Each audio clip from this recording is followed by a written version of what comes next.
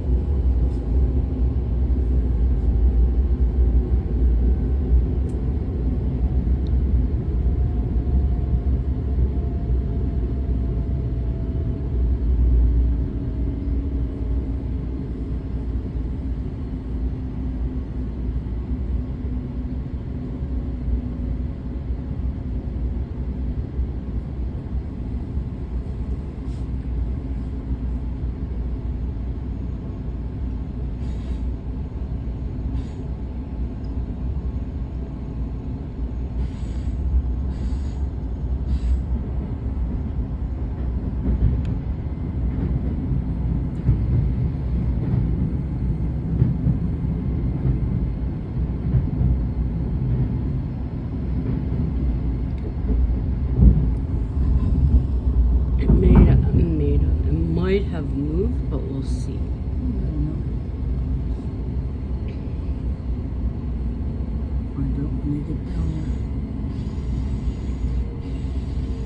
The building with the red? Yeah. Let's see if the hawk is still there.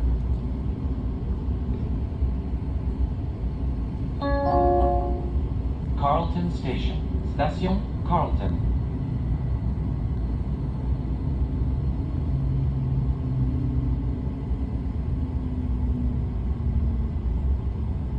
I never looked to see, was Buddy off the cement? Was Buddy off the sidewalk? Probably. Yeah. He woke up. Or security came get him. Yeah. Too much drinking. Horse. Dome asleep. Go get your dome. Cute lip. They're using a baby thing on that.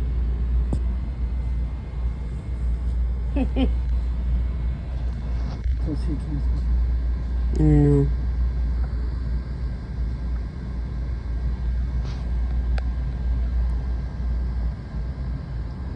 Trois minutes. In case they can't find the key. 8 minutes. So they can break it easily. Okay. The bottom of it's in bad condition. Okay, we sat here long enough. Let's go.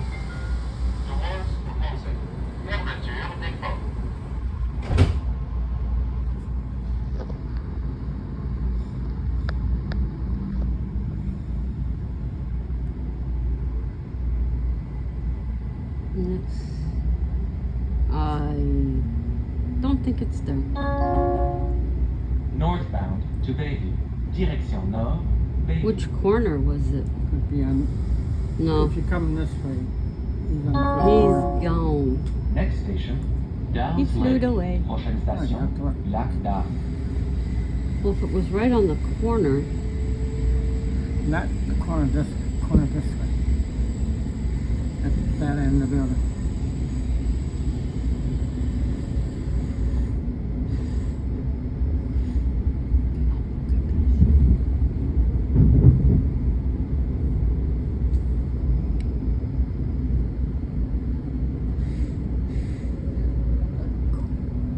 ain't no bird. No bird.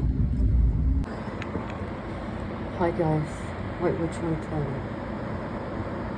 Whoa, we are at work. And we are so lucky.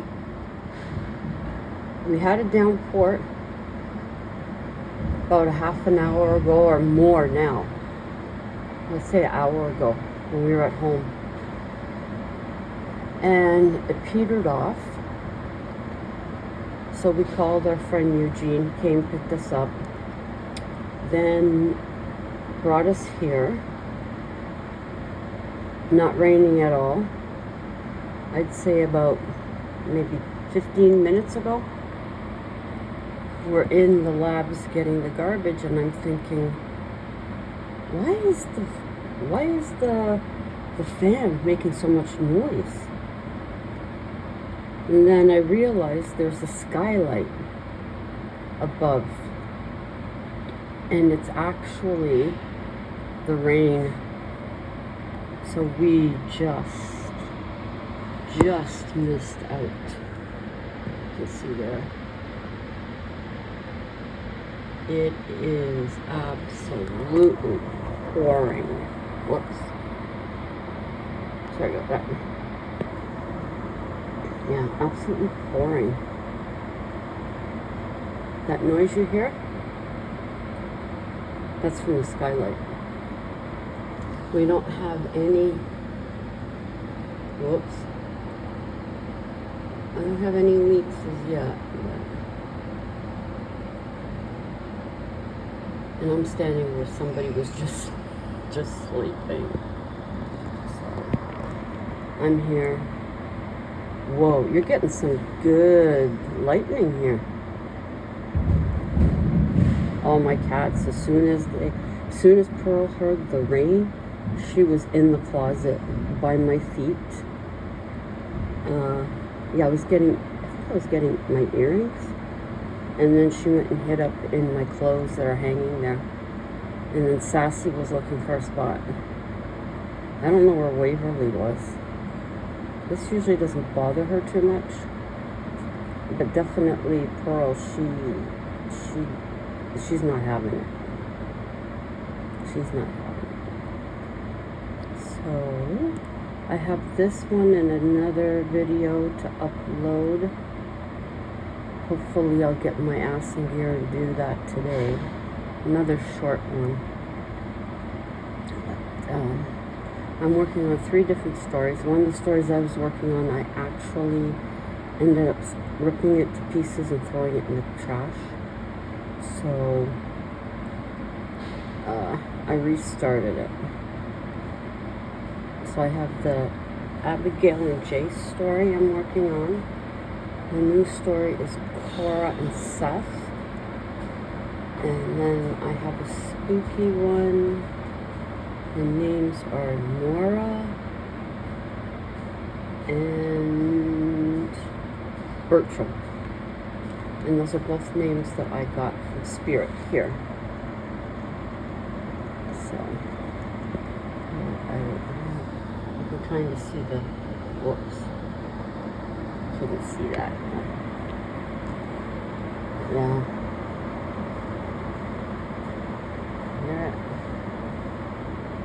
I'm purposefully standing here now. Hubby's going to put our toast and get us there. You can see there. This isn't the part that I heard it. There's 2 smaller skylights on either side.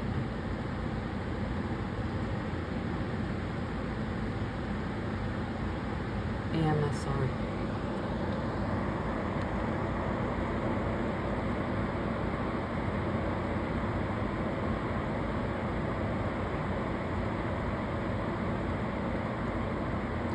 Let's see if it knocks out power. We did get a thing from the Weather Network talking about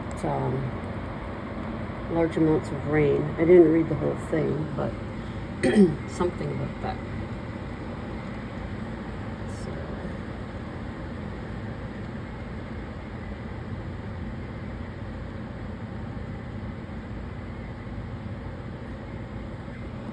I gotta get my butt in gear. See you guys later. Annyeong. Annyeong. White Witch 110 here. I am very slowly learning words and hopefully soon enough phrases in Korean. Okay, so I am going to be putting 2 clips ahead of this one. One of them will mention to you that I have 3 stories I'm working on in one notebook. There's dividers. So when I sit down to write, I'm just hoping that I've got the right story, the right idea, in the right place, and the right names. But tonight, I figured I would go on with Abigail and Jace. so here we go. Jason, she said, looking through his backyard gate. Hey, didn't expect to see you here, he responded. Why wouldn't I be? She asked. I was pushed away when you needed me. He turned around. I only wanted to be there. I understood what you were going through. Jason walked over to the gate, unlocked it. Come in. He closed it behind them. Have a seat. They sat out by the pool. I know what you're going through. He gazed off into his backyard. She touched his shoulder. They all say we need to move on. But how do we? Right now, he looked at her. I wish I knew. I couldn't go back and work the business. So Jeff and Quinn are running it, he said.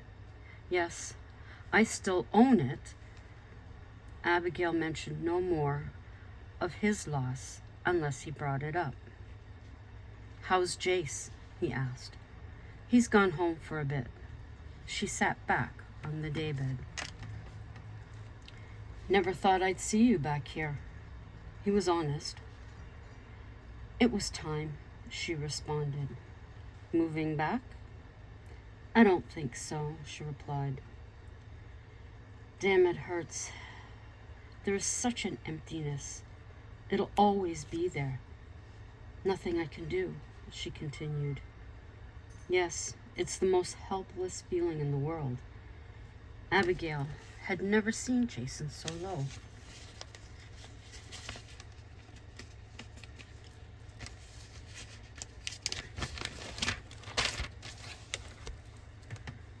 Does he know you're here? He asked. Yes. I mean here. He pointed to his house. I said I'd drop by and spend some time with you. I'm surprised you haven't mentioned your cousin. Jason had been waiting for that. There's nothing for me to say. That life is none of my business. Things just weren't going right. She went back to Toronto, filing for divorce when she gets there. Sage will be better off for it. He needs a new direction in his life. He doesn't need someone right now. Not even you? He slipped it in. Especially me. She kind of laughed. Glad I hugged him that night. She thought back. Hey. She placed her arm around him. I'm here, no matter our past. People will be shocked to see you, he said. That's fine, she told him. I miss him more than people know. Speaking of his friend, it's not important they do. It's our grief. To heck with them. Abby was straightforward. Where are you staying? He asked. Likely a motel in town, she replied. Stay here. I still have the guest room set up. Jason wanted the company. No funny business, he said seriously. It began to sprinkle as they sat talking. So are you staying? Jason inquired. Abigail thought for a long moment. He sat there smiling. Okay, let me get my bag. She knew her way around the house. Park your car in the garage, he instructed her. Jason admitted to himself it felt good to have her back. Abigail wasn't worried about anything happening. She took her bag directly to the guest room. Jason was outside waiting. The rain had picked up. It was a wonderful relief. She adored the sound of it. Now that you're back, do you miss it? He asked. Honestly? Yes.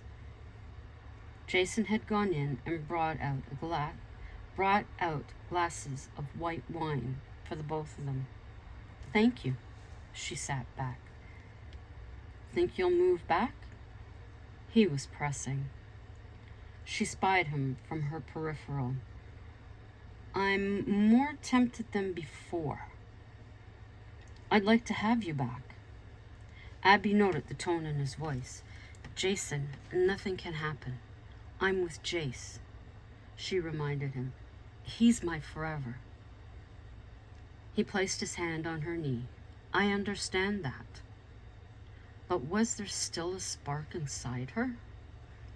You must be tired. Did you eat? He inquired. Fast food before I got here. I really do need sleep.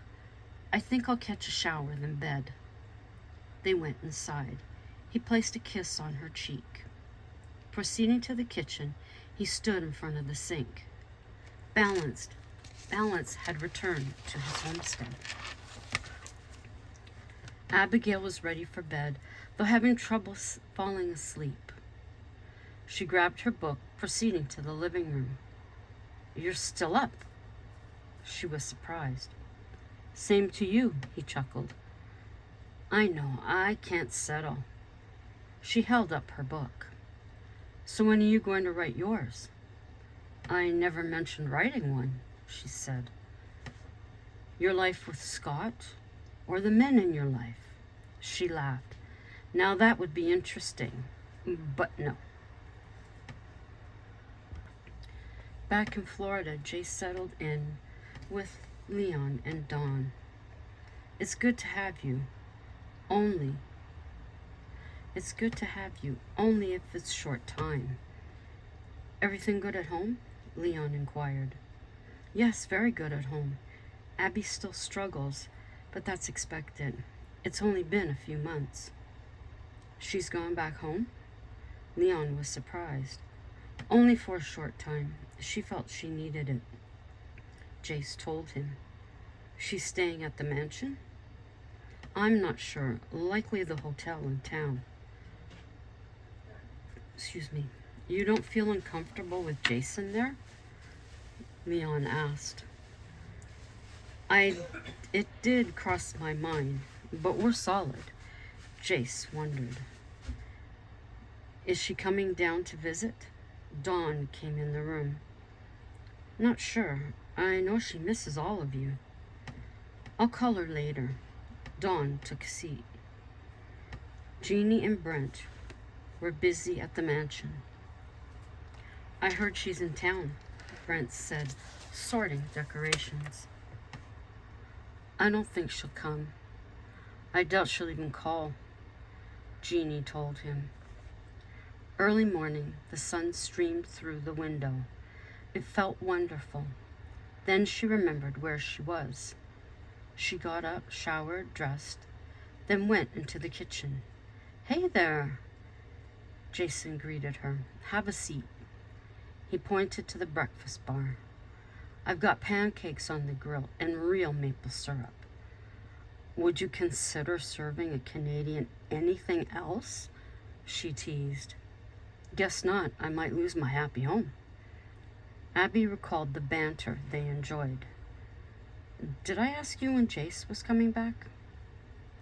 Jason, I was so tired, you might have. I'm guessing a month. There was his time frame. 1 month to convince her things hadn't actually changed with Jace. So what's on tap for today? I'm not sure. Any ideas? Abigail asked, taking a bite of the pancake. So fluffy. Thank you. I pride myself on my cooking. Jason felt great. And so you should. We could visit the mansion. I'm sure Jeannie would love to see you. Yes. I felt horrible not speaking to them. It was the right thing to do for me at that time. Well, let's go then. They got into his car. Abigail remembered the time she spent here. This was a dangerous thing to do.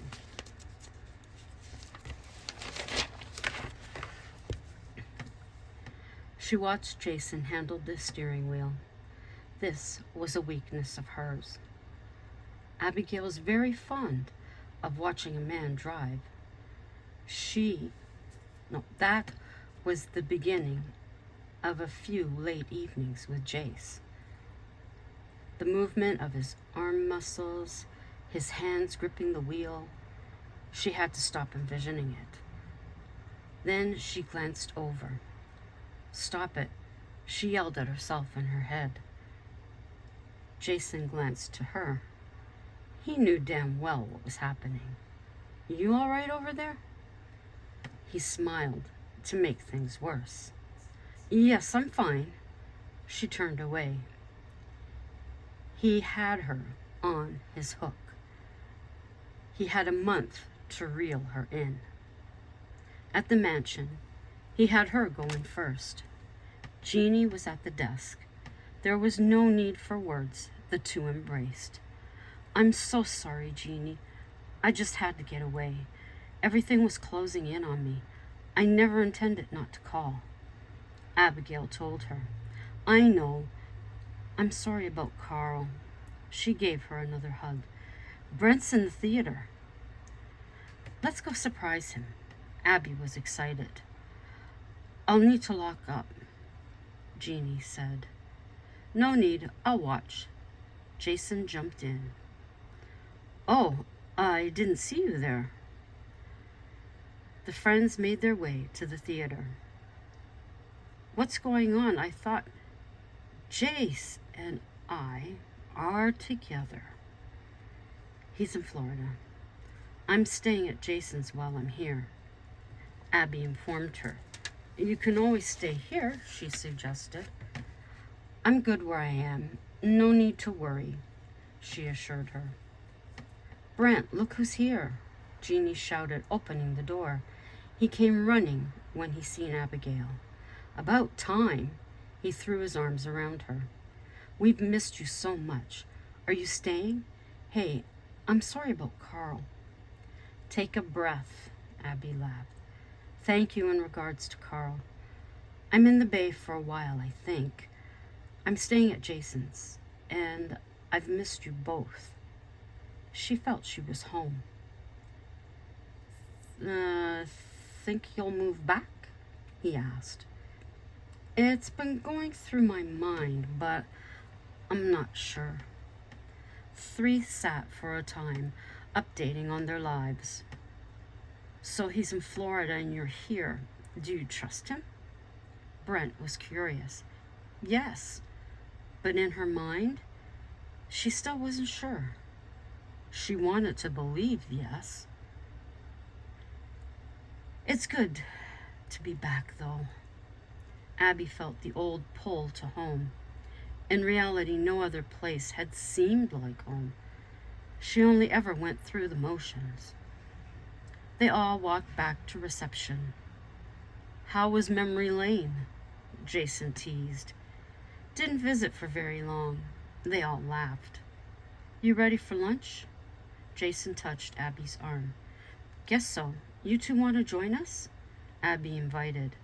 "Unfortunately, we have clients coming," Brent said. "We'll make it another time, before you leave," Abby suggested. The usual hugs all around, and she left with Jason. "Feel different seeing them now?" he asked while he drove. "A small difference. It'll never be the same, I know that." She looked out the car window, the scenery passing quickly. She began to recognize the route. "We're going to the cabin." A slight panic rose within her. "Yes, I bought it." He kept his eyes straight ahead. "Bought it?" "Yes, Mel lives in Ireland now. I heard through the grapevine, and it's mine now." They pulled up to the most familiar place on earth to her. Happiness and pain rolled into one, with more than a dash of sadness. Jason held her hand. "I'm here, it's all right." He smiled and encouraged her out of the car. "Never thought I'd be back here." Abby took in the old cabin. She made her way to the water, passing where the gazebo had stood. She recalled her weddings and proposals, then continued. "It's as beautiful as ever," she commented. "Does this make you miss it?" Jason came up behind her, placing his hands on her shoulders. Out of habit, Abby placed her hand on one of his. He intertwined his fingers with hers. She was lost in memories and didn't move. "Hey, do you want to come inside?" His head quickly tilted that direction. "Sure," she absent-mindedly answered. They turned and walked up to the cabin, their arms around each other. Abigail stopped for a moment on the porch. "Scott and I had our reception here. It looked beautiful. I remember standing in the doorway when my mother showed up. My uncle kicked her off the property." She turned to Jason. "She flirted with Scott and Chase. Can you imagine? My own mother. She hated me because I'm like my dad. Except for now, I never think of her. She was toxic. I don't even know if she's alive." "Do you care?" He hadn't seen Abby like this. "I suppose, and a small part of me does." They proceeded inside after he turned the key. She wasn't sure what she was expecting. Everything was how she and Jace had left it. "It looks the same." She was pleased, being honest. Again, Jason came up behind her. "What is it about you?" he asked. "About what?" She was confused by his statement. "Why are we so attracted to you?" Abigail laughed and joked. "Because I'm gorgeous?" She struck a pose. Jason turned her to face him. "I don't understand. I don't love you, but I feel I need you." "I'm your friend. You do have me," she replied. "No, I need you." He stressed, trusting she'd get his meaning. "You can't have me that way anymore. You know that." They searched each other's eyes, though for what, neither knew. Was this all a plan? Her words weren't harsh. In a way, he admitted. Jason pulled her near. "There is something about you, Abigail Adonadis. I just can't place my finger on it." "Hatfield," she corrected him. "I wish I could explain, but I can't." "Did you ever love Nicole?" she inquired. "A little."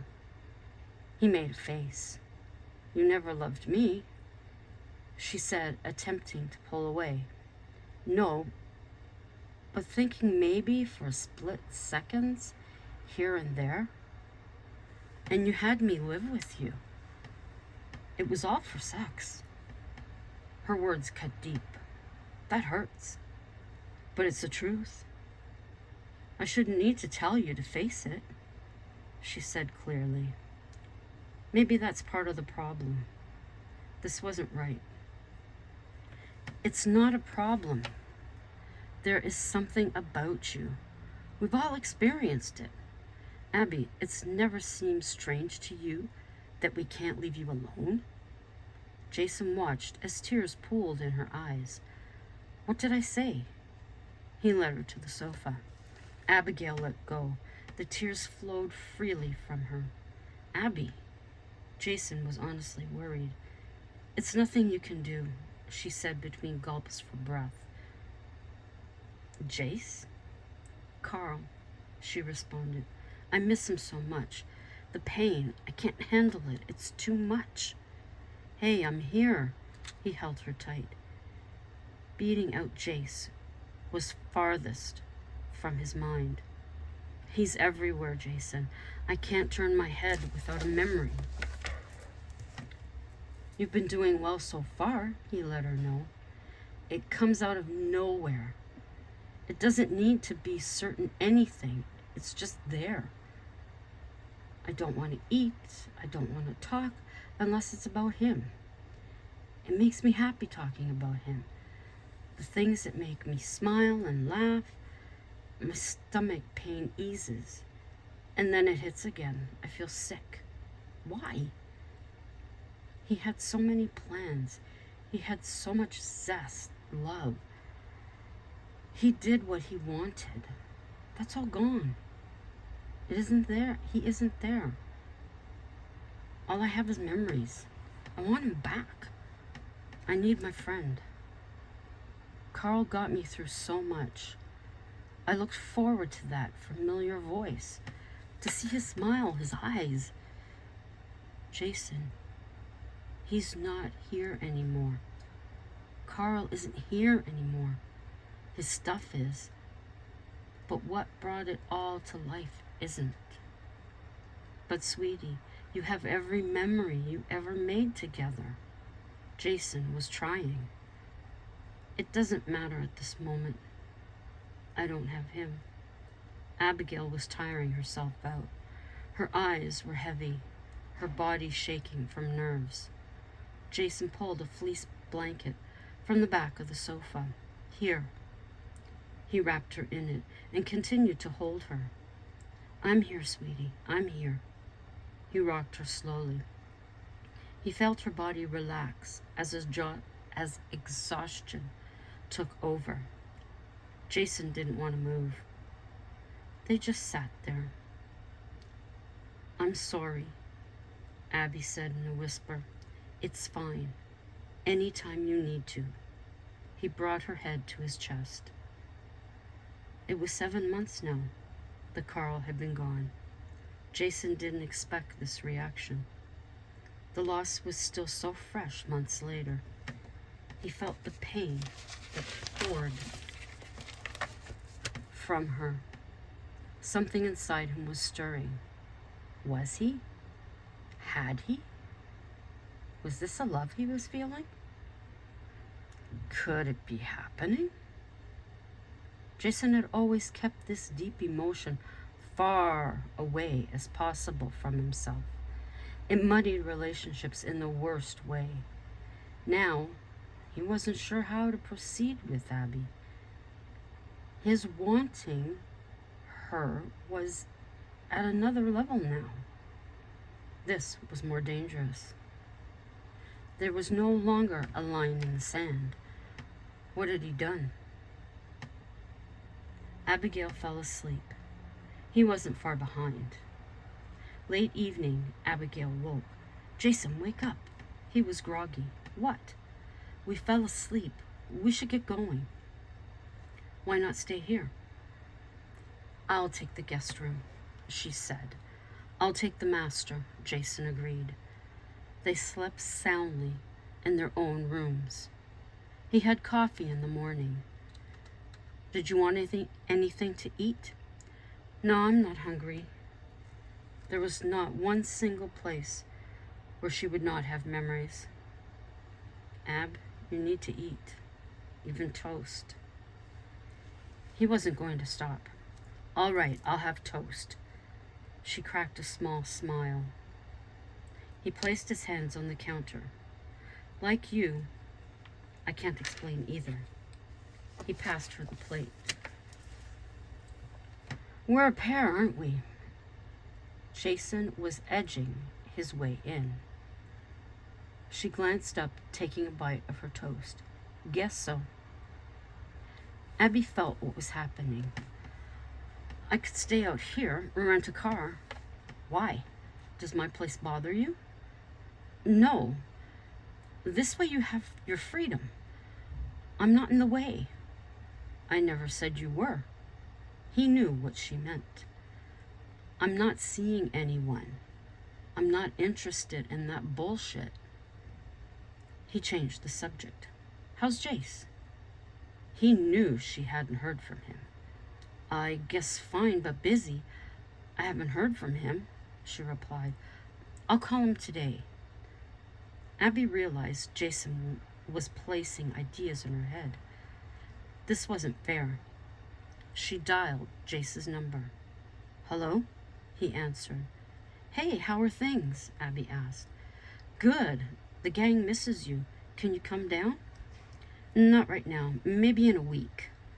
She could hear people in the background. Who all is there? The usual guys and a few other friends.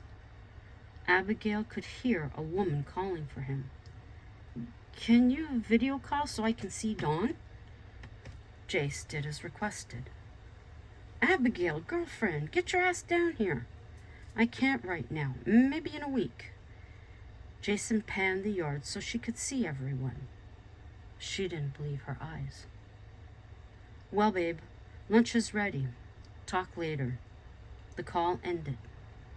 Abby stood stunned. Jason could see her through the window.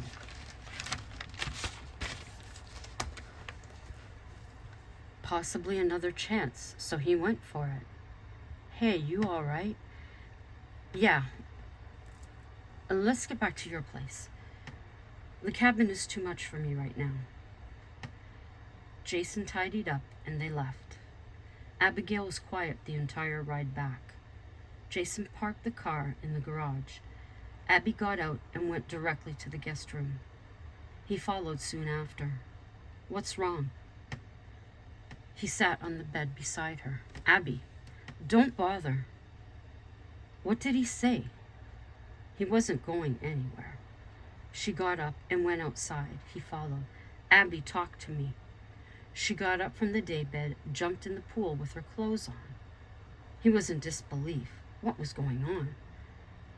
Abby surfaced and swam to the stairs. Jason took a towel off the rack, wrapping it around her. He guided her back to the daybed. "Abigail, tell me what's going on." He wasn't taking silence for a response. "Abby." She turned her head toward him. "She's there." "Who's where?"